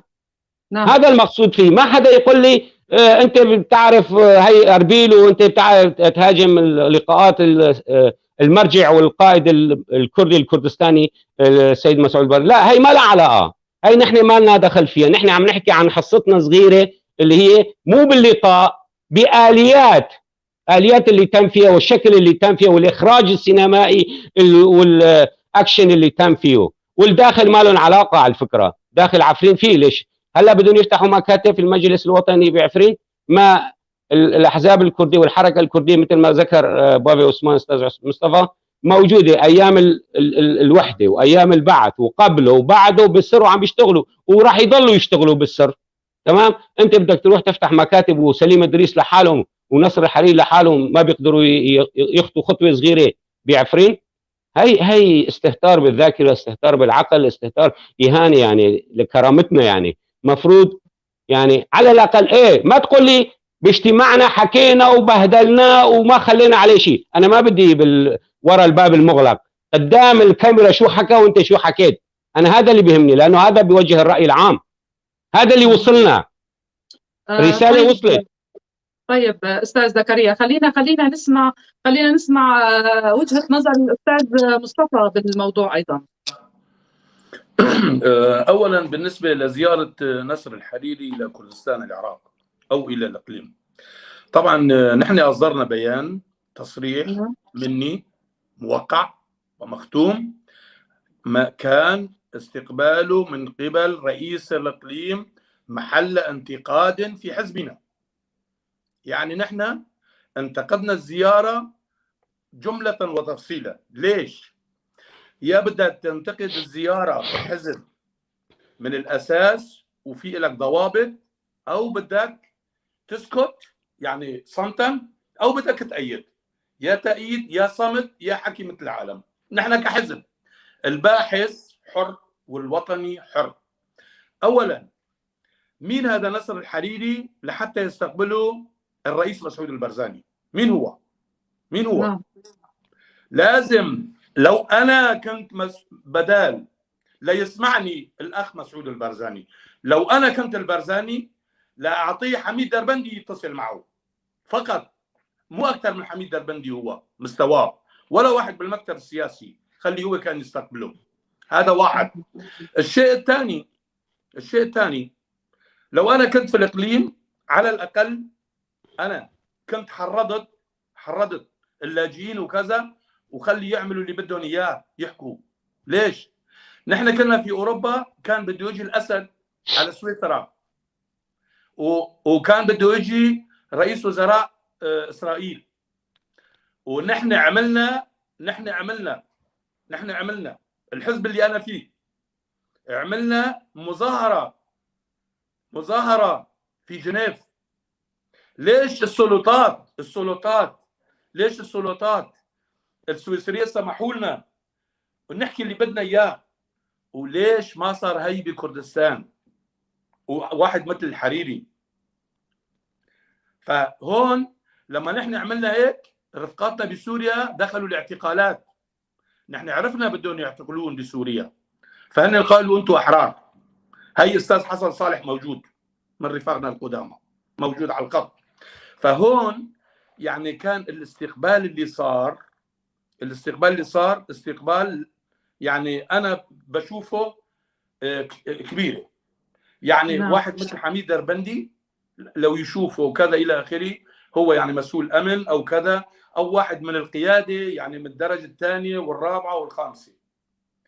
بدي اقول لك مثال في مذكرات كاميران بدر خان بانهيار الآمال الكردية الإسرائيلية.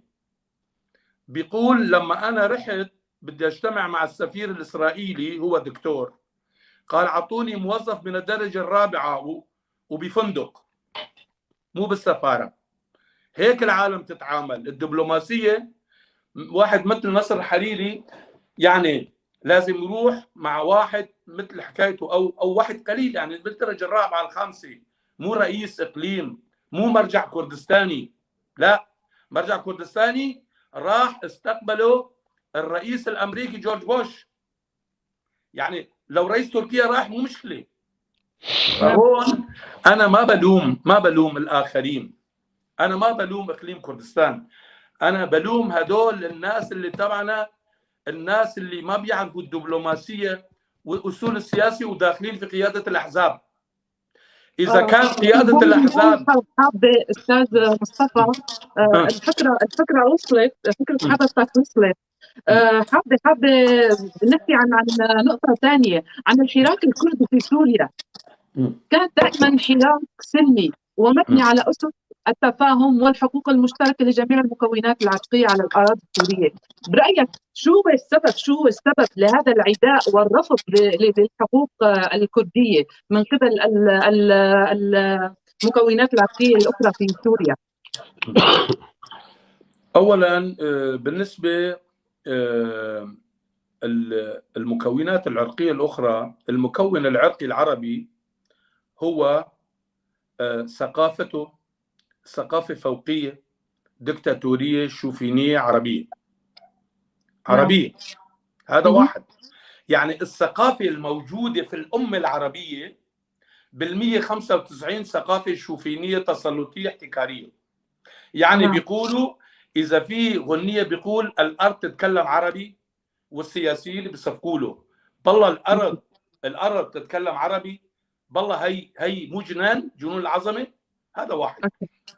الشيء الثاني بالقومية العربية موجود، والإسلام السياسي، إنه الأكراد إخوان الشياطين أو نحن الشياطين.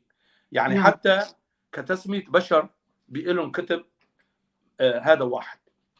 الشيء الآخر بالنسبة للمكونات الأخرى، المكونات الأخرى ما عدا الأكراد، نحن ننسى تاريخنا وننسى أعدائنا وننسى اللي ظلمونا. بس ولكن الأقوام الأخرى ما بيعرفوا الشغلة. مثلا حتى الآن الآشوريين عم بيقولوا إنه كردستان هي آشورستان. يعني آشورستان يعني مو بقيان غير 250 ألف آشوري وكلداني وسرياني بكردستان العراق. كلمة العراق بيقولوها، ما بيقولوا كلمة كردستان. نعم. إذا كان نحن حركنا نينوى 612 قبل الميلاد لحتى اليوم ما تصالحنا، يعني شو صار؟ ما العرب اللي عم بيقولوا نحن عراقيين، ما هم يعني أقل خطرا من الأكراد في مناطق اللي فيها الآشوريين؟ ما الأكراد هم اللي عطوا الكوتا للآشوريين. كان في لغة آشورية بعهد صدام؟ لا، هم الأكراد عطوهم. أنا كنت في أمريكا، كنت في أمريكا 2011. أنا رحت على البيت الأبيض. نحن رحنا على البرلمان، كان في لنا أصدقاء بالمجلس الديمقراطي السوري، وأنا ذاك الوقت كنت رئيس مجلس الديمقراطي السوري، الأخ شيرغو عباس الدكتور، والدكتور كمان من حلب، دكتور كمان من حلب عربي هو. فالمهم لما عملوا مناظرة على كردستان وعلى كذا والى اخره، كان موجودين معنا بالاحتفال او بالندوه. انا كمان كنت بالندوه، يعني كان في لي اسئله سياسيه طبعا. فبيقول فاجا عائله اشوريه وحده. بتعرف ليش اجوا؟ اجوا لحتى يقول نحن اقدم من الاكراد في المنطقه، ما قالوا نحن اقدم من العرب. انا قلت له خير انتم اقدم من العرب والاكراد، ليش بس من الاكراد؟ يعني شوف هذا الموجود، الموروث اللي موجود في اعراقهم. الشيء الاخر، نحن بالنسبه للاكراد الكرد نحن ضعاف شخصيه. يعني نحن لما الاتحاد الشعبي رفع حق تقرير المصير ب 1980 نحن هجمنا من الاحزاب الكرديه قبل الاحزاب العربيه. عرفت كيف؟ انه يساريين متطرفين شو اسمه صغار مراهقين، فبيقولوا مراهقين سياسيين. انا اللي طرحت، انا واحد من اللي طرحت حق تقرير المصير والكفاح المسلح. انا الانسان اللي متهم، انا الانسان اللي متهم يعني انا مراهق سياسي. طيب اذا انا عام 1967 انتظمت في حزب، اقوى حزب كردي هو اليساري، واذا انا عامل دورتين سياسيتين موجودين وانا كاتبهم، وانا عامل دوره في الاعمال الخاصه، وانا كنت نقيب، وانا معي شهاده جامعه بالعلوم السياسيه، او انا شايف 50 دوله، مع العلم بعض رؤساء الاحزاب الكرديه ما كانوا شايفين بيروت، وانا شاركت في قوتين بيشمركه وحربين مع سوريا وانا مراهق.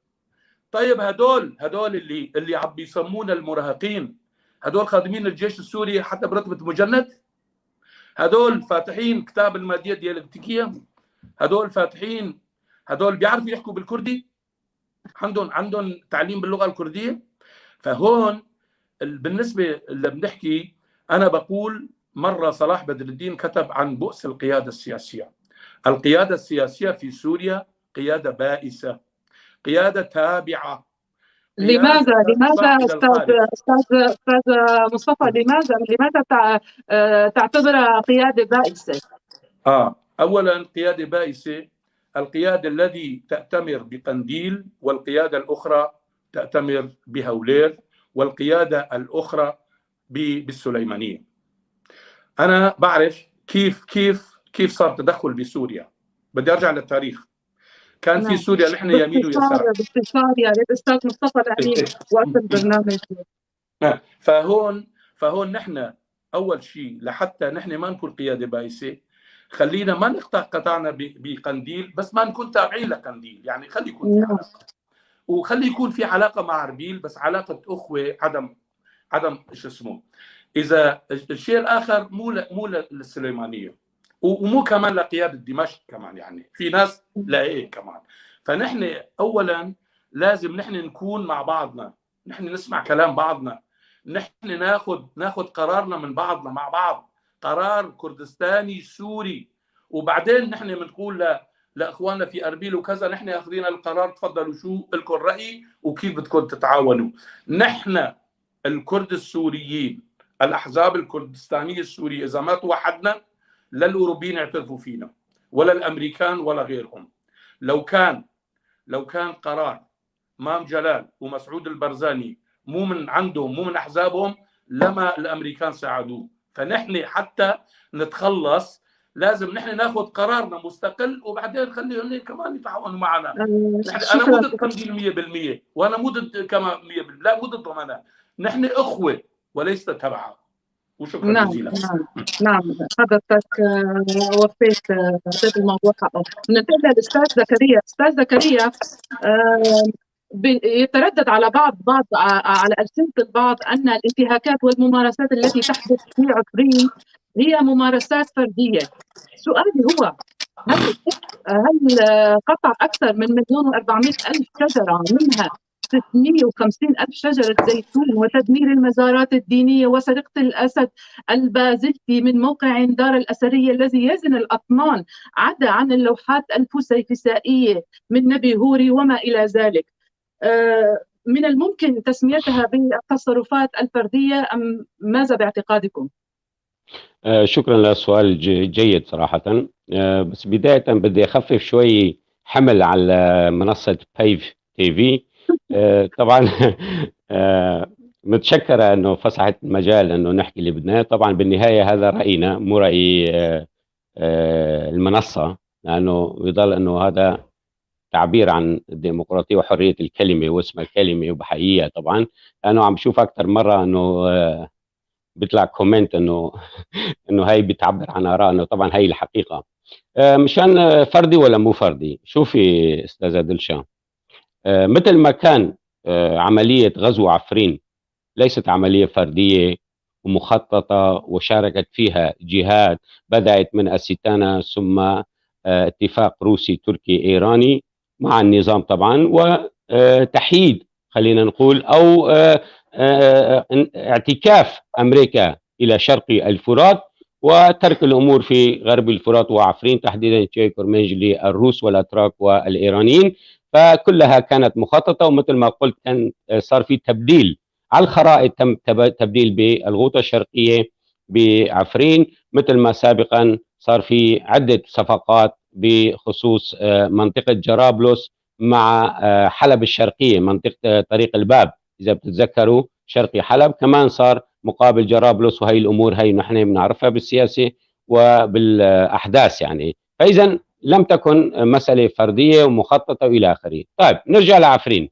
على فكرة كمان مشان حقوق الواحد، أول من أعلن عن اختفاء هذه الآثار أنا اللي أعلنتها، وللأسف ما حدا بيذكرها. طبعا هذا حقوقنا عم بتضيع يعني، الوطن ضاع، فشلون بقى هي؟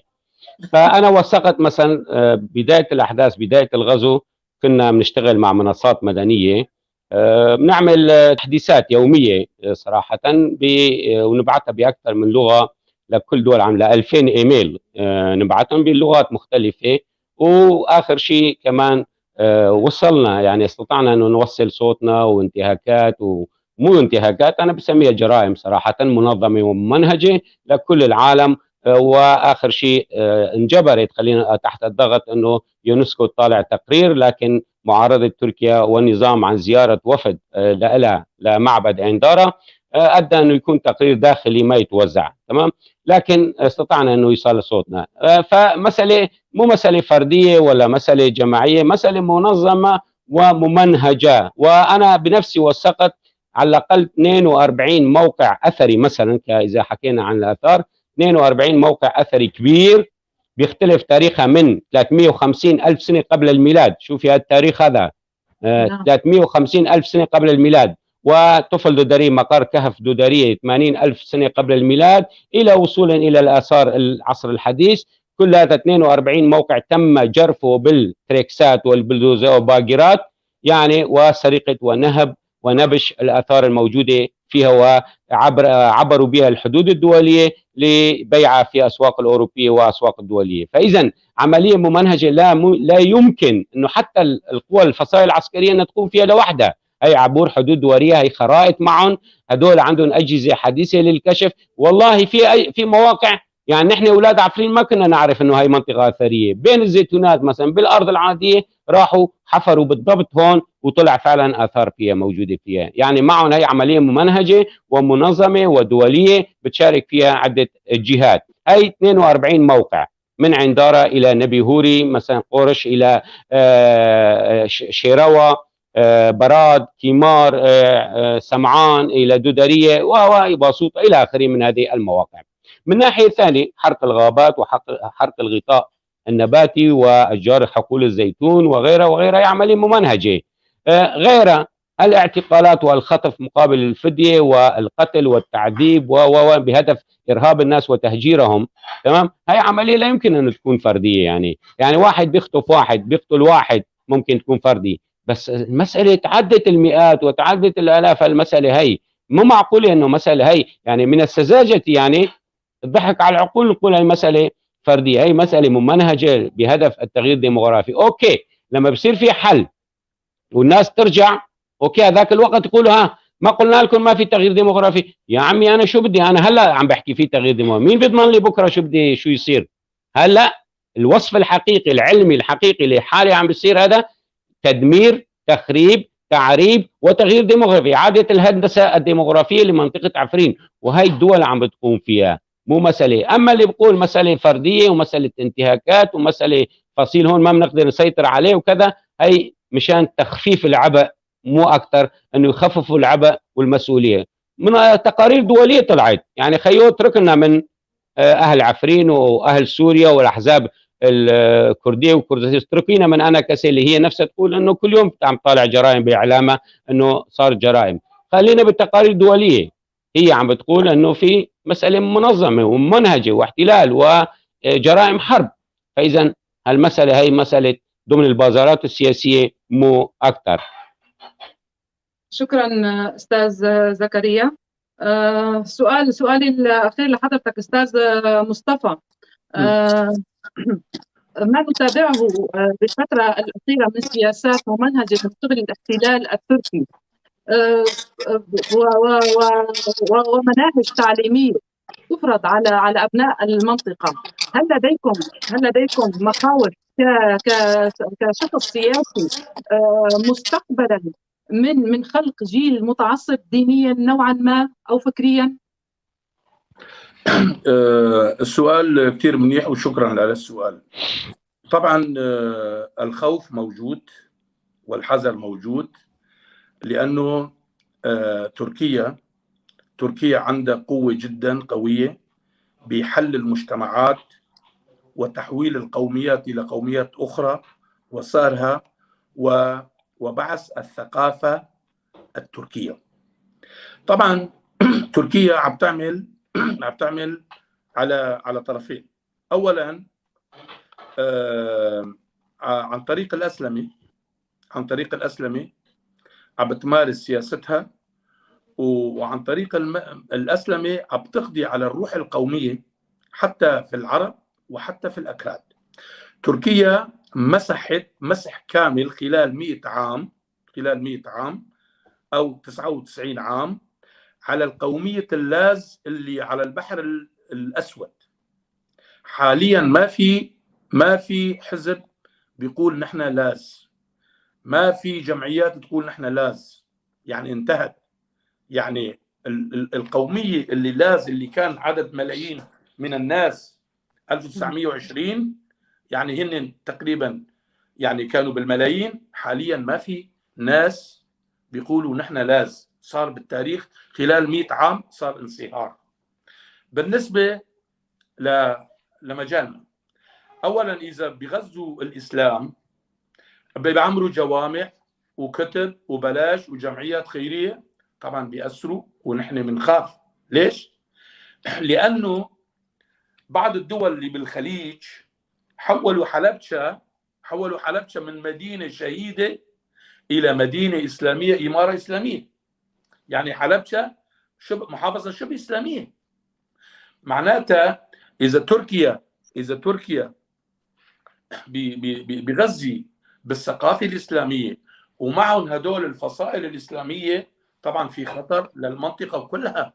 يعني كل شمال سوريا أو حدود سوريا اللي من إدلب ولفوق، هذا في مد إسلامي واضح جدا، وهي الفصائل المتطرفة بتغذي العالم، وهي الإسلام ثقافي، يعني ثقافي، الإسلام ثقافي. نعم. فطبعا نحن في مخافة إذا استمر هذا لعدة سنوات تتغير الإنسان المدني بتحول لإنسان وصولي.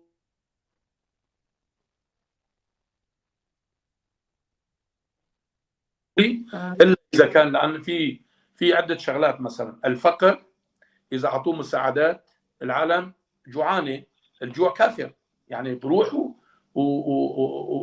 يعني بياخذوا هالثقافة وبتعلموا، بيروحوا على الجامع، بكرة بيقولوا بالجامع في زكاة، في خير، في كذا، العالم بيروحوا مرة مرتين ثلاثة، بصير تطبع، بصير عادي، بصير تطبيع، خلاص يعني بصير تقاليد، خلاص يعني حتى هدول اللي بيروحوا كانوا مدنيين لحتى المصالح الخاصة بيروحوا. يعني في خوف، طبعا في خوف جدا انه يتحول المنطقة الى منطقة اسلامية مثل الموجود في تركيا وحزب العدالة يحكم. ليش؟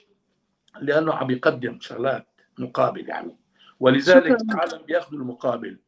بلاش. شكرا استاذ مصطفى لتوضيحك.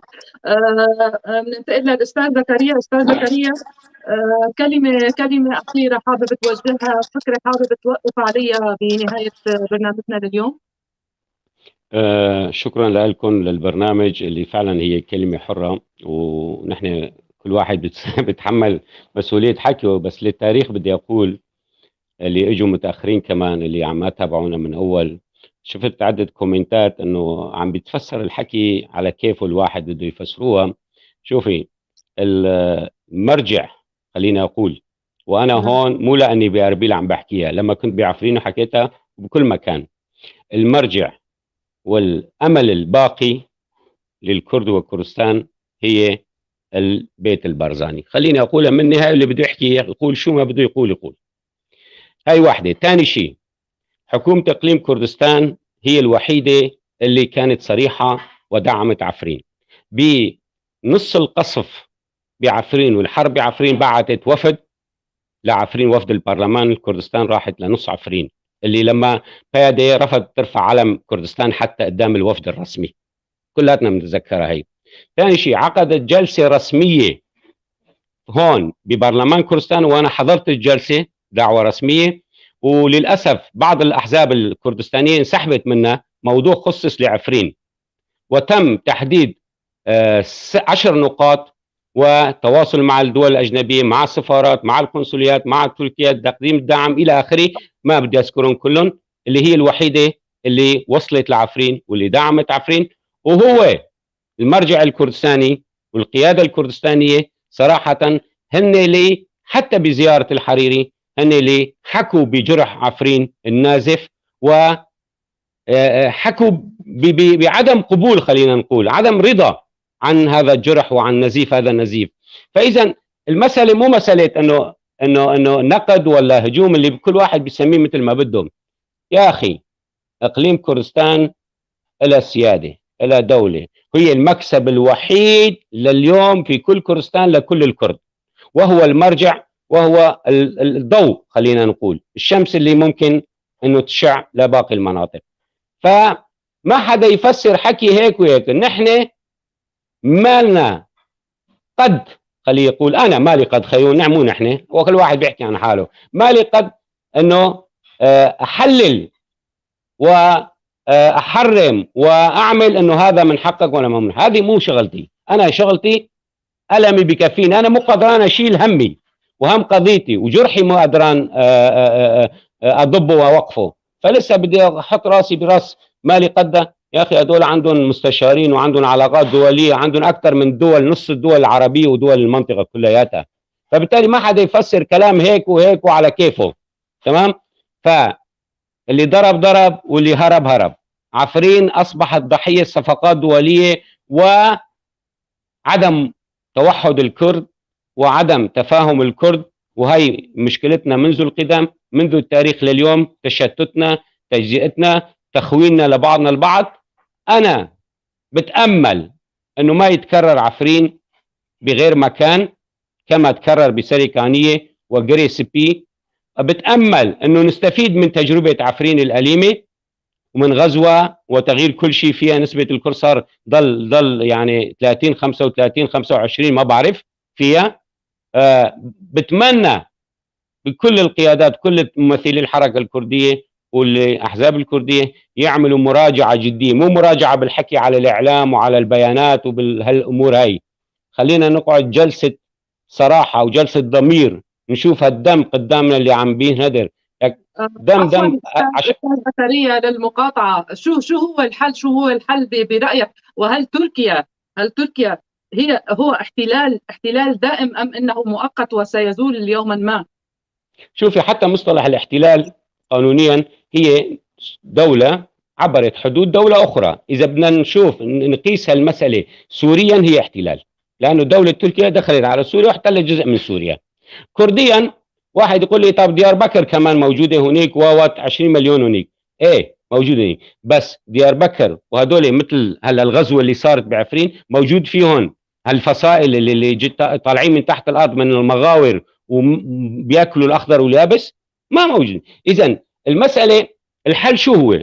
الحل مثل ما قلت خلينا نبلش من صغير خلي الدم وتجربة عفرين وألم عفرين يوحدنا مو يفرقنا. تمام، خلينا نبلش صغير. حركة المجتمع الديمقراطي، حركة أحزاب الوحدة الوطنية، تفدم، شو ما كانت تسمياتهم اللي قصد وقيد، عملوا مراجعة. يا أخي في أصوات بيناتكم لا بدهم كرد ولا بدهم مصلحة كردستان ولا بدهم أي شيء، بدهم يحولوا كردستان سوريا لوسيلة وأداة لخدمة أجندات ثانية.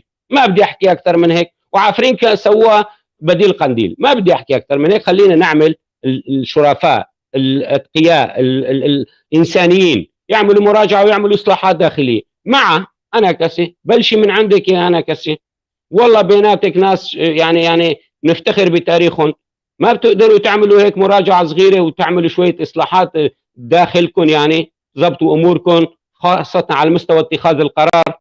مين قرار عند مين ما بعرف والله. لحد اليوم 3/4 قيادات المجلس الوطني ما بيعرفوا شو عم بيصير جوا الحوار الكردي. عم نسألهم نقول والله الشغلة شخصين بيعرفوا، ما حدا بيعرف شو عم بيصير. تمام، فإذا المسألة هون بدها شوي نبلش من عنا، نصلح أمورنا، نعمل خيو على حد الأدنى من اتفاق ما بدي أقول الكردي خيو، لأنه صراحة هذا المصطلح ما بينطبق عليه.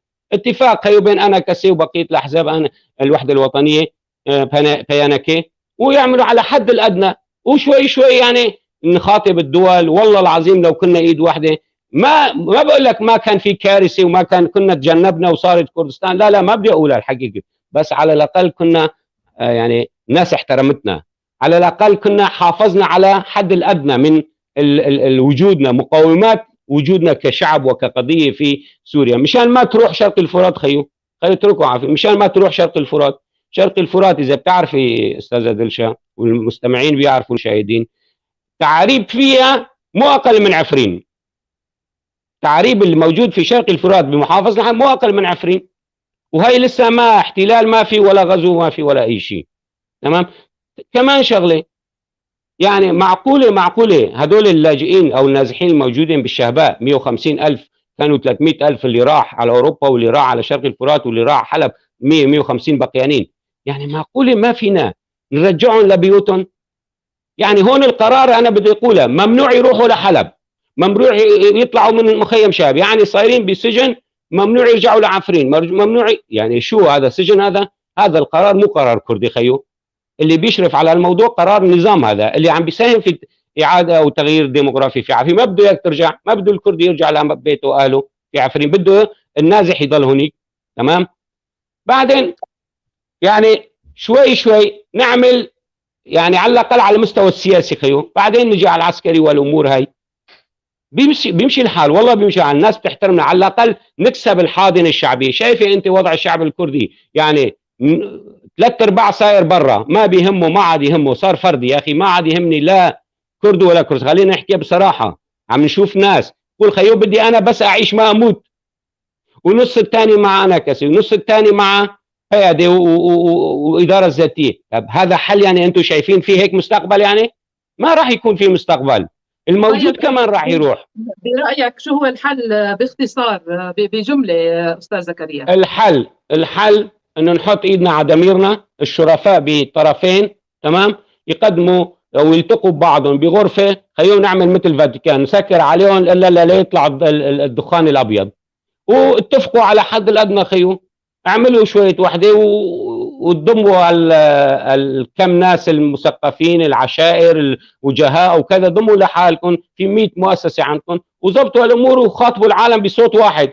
خيو ما بيهمني انه تطالب بالفدراليه ولا تطالب بحكم ذاتي ولا كانتون، ان شاء الله الطالب مدرسه، بس يتوحدوا على هالمدرسه هي، يقولوا كلاتنا بدنا مدرسه، كلاتنا بدنا ما بعرف متر خيو، ما بدنا شيء، بس اتفقوا على حد الادنى يعني لا بديل. رغم انه مالي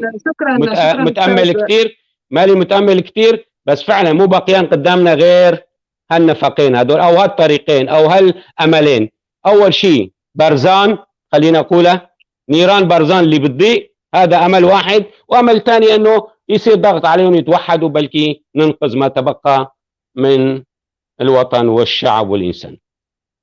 شكرا استاذ زكريا.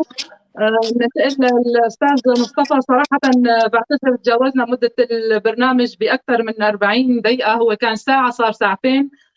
لكن في تعليق هون، الأخت هيفي هسو كاتبة: أنا عفرينية ومنا سمعانين باتحاد شعب، من أين جاب الكلام أستاذ مصطفى؟ معروف مدرسة اتحاد شعب ضد البرزاني. بعتقد يعني للصراحة وللتاريخ، حزب اتحاد الشعب من الأحزاب المعروفة بمنطقة عفرين كانت عندنا. فيعني هيك تعليقات بعتبر انها مش لائقه. استاذ مصطفى كلمه اخيره من حضرتك وباختصار، لاني صراحه تجاوزنا مده البروجرام كثير. تفضل. انا من عفرين وانت من عفرين، وانت بنت خالتي، لازم تعطيني شويه انت بنت خالتي يعني، كرمال خالي سميره. سلم لي عليها. شوفي، انا بالنسبه لي بدي احكي هيك كلام هيك مبسط. أنا برجو، بتمنى، بتقبل، بسلم على الأنكسة والقسد والمسد والأحزاب اللي خارج حزب الوحدة، حزب التقدمي، يجتمعوا مع بعض يعملوا منصة مهما كلف الأمر بكردستان العراق. البرزانيين والطلبانيين يعني مو مشكلة التسمية، دبحوا بالآلاف وتوحدوا، أخذوا شيء. لما كانوا مختلفين مادلين أولبريت جابوا لعن بعضهم وانتصروا. يعني خلي بأي ثمن يتصالحوا، ما في مجال غير الوحدة مهما كانت مرة. بسلم عليهم، بترجاهم، بتمنى منهم، والله هم والمجلسين يعني بزعجوني كمان، مو مشكلة. هذا واحد. الشيء الثاني بقول للمجلس الوطني وغير الوطني: يا خيو، تأثير القلم أكبر من السلاح. عطوا شوي مجال لاتحاد الكتاب، عطوهم هيك شوية وزن، عطوهم للمجتمع المدني شوي مساحة، للفنانين. يا خيو أنتم مصادرين كل شيء. هذا ما بصير. لما كان اتحاد شعب حزب قوي ما كنا هيك. كان معنا كتار ناس مو حزبيين، مو شرط يكون رفيقك حزبي، لأنه تأثير القلم أكثر من تأثير السلاح، والكل يسمعني. هذا واحد. اليوم أنا بقول لروح الطمأنينة والسلام الدكتور كمال مظهر من رواد التاريخ، من العشرة الأوائل في العالم الأحياء. اليوم توفى وما حدا بيعرف مين هو، بينما إذا كان واحد قيادي 1000 صفحة وصفحات كتبوا عنه مني وجر. فهون أنا بقول هي حالة أليمة.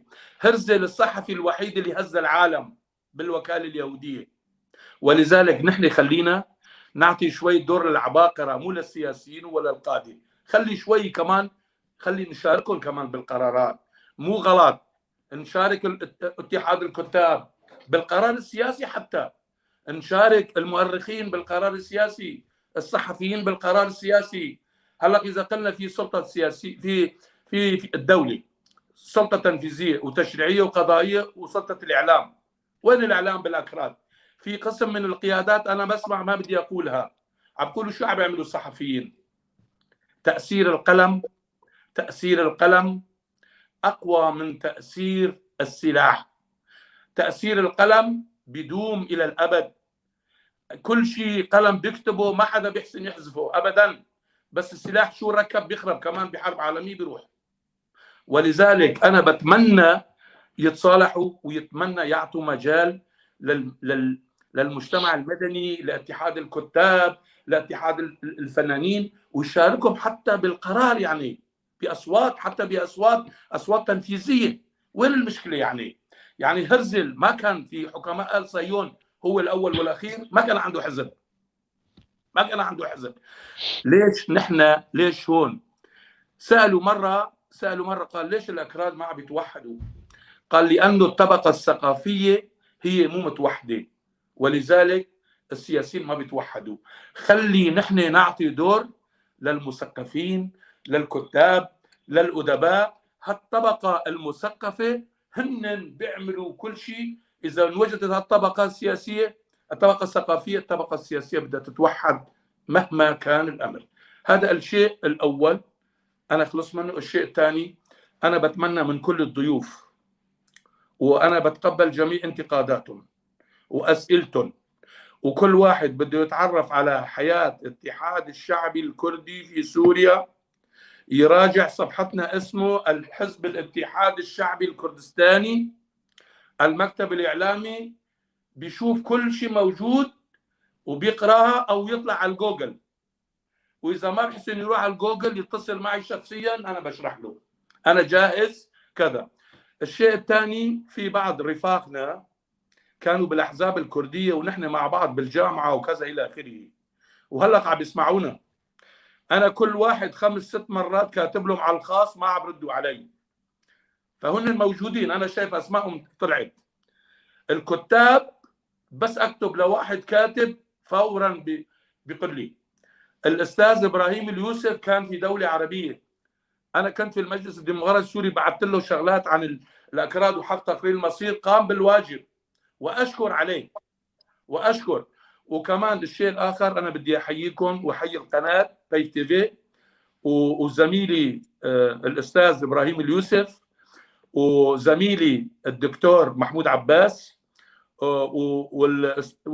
والأستاذ باش مهندس عبد الباقي الحسيني. كنا بحزب واحد، هو كان بحزب الاتحاد الشعب، هو كان كمان بيعرفني، هذا أنا كنت مسؤول دمشق بيعرف.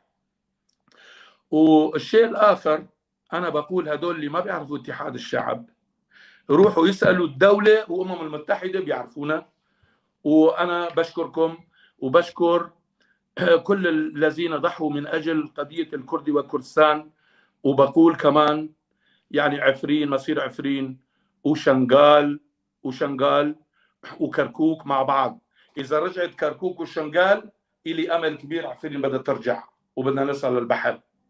اللي الخطة العراقية إذا نجحت نحن بدنا ننجح كمان، ولكن نجاحنا بيتوقف على تعاوننا ومساندة ووحدتنا.